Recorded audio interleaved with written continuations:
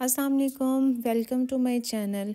अगर आप भी ढाबा स्टाइल कलेजी खाना पसंद करते हैं और अक्सर हाईवेज़ पे ढाबा स्टाइल कलेजी आपने खाई है जो कि बहुत ही सॉफ्ट होती है, जूसी होती है और बहुत ही मज़े की होती है, तो आज मैं सेम वैसे ही ढाबा स्टाइल कलेजी बना रही हूँ जो कि बहुत सॉफ्ट बनेगी।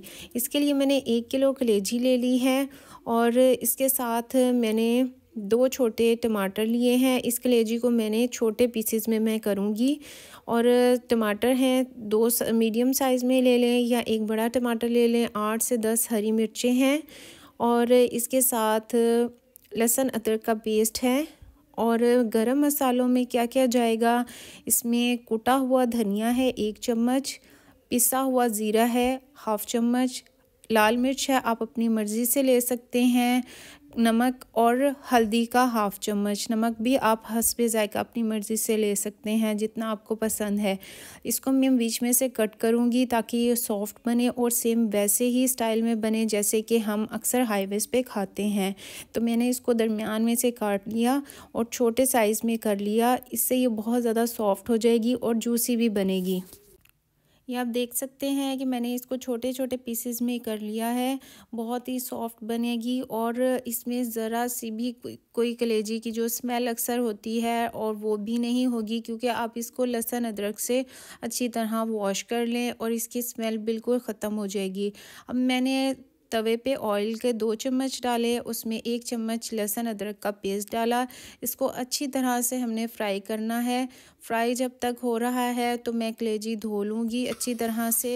1 मिनट लगता है कलेजी को धोने में। लहसुन अदरक का आप पेस्ट डालें उस पर और उसको बस मिक्स करके और धो लें। इसको धोने के बाद हम तवे पे डाल देंगे और ये याद रखना है कि जब आप भुनाई करें इसको हल्का सा फ्राई करना है। कलेजी को फ्राई करने के दौरान आपने इसमें नमक नहीं ऐड करना। अगर आप नमक ऐड कर देंगे तो कलेजी को आप जितना भी मर्ज़ी पका लें सख्त हो जाएगी कलेजी।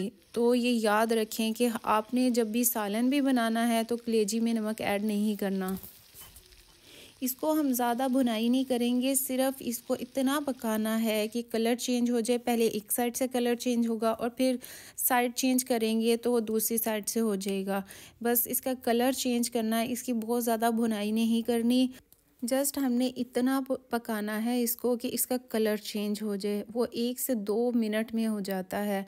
अब मैं इसमें लाल मिर्च, नमक और हल्दी ऐड कर दूंगी। इस टाइम पे हमने इसमें नमक ऐड करना है, लाल मिर्च और हल्दी ऐड करनी है और इसको थोड़ा सा मिक्स करेंगे।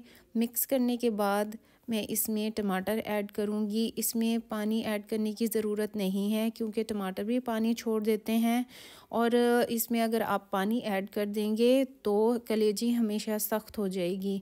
इसमें मैंने टमाटर ऐड कर दिए हैं, टमाटर और हरी मिर्चें साथ ही ऐड कर दूंगी। हाफ़ मैं गार्निशिंग के लिए रख लूँगी और हाफ़ मैंने इसमें ऐड कर दी हैं।